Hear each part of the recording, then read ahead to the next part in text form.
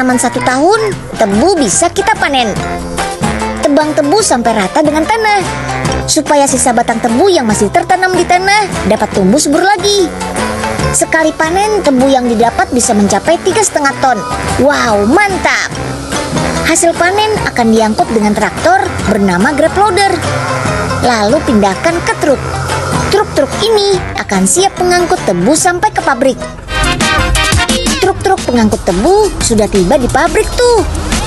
Untuk membuat gula, puluhan ton tebu harus melewati mesin cross carrier atau mesin pembawa tebu. Mesin akan mengirim tebu-tebu ini ke mesin penggiling.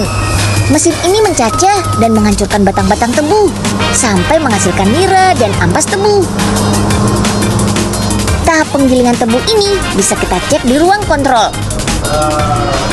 Tahap selanjutnya adalah penurunan kadar gula nira tebu dengan pemanasan pada suhu 75 derajat Celcius.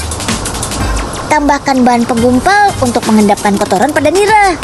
Oh iya, ampas tebu ini masih berguna. Lanjut lagi yuk. Nira yang sudah jernih akan kita kurangi kandungan airnya nih di mesin evaporator. Hasilnya, nira menjadi kental atau biasa disebut sirup.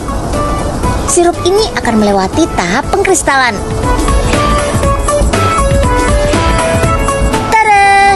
Hasilnya berupa gula kristal tebu. Gula siap kita kemas deh. Berat per karungnya sekitar 50 kg. Gula-gula ini siap dikirim ke seluruh Indonesia.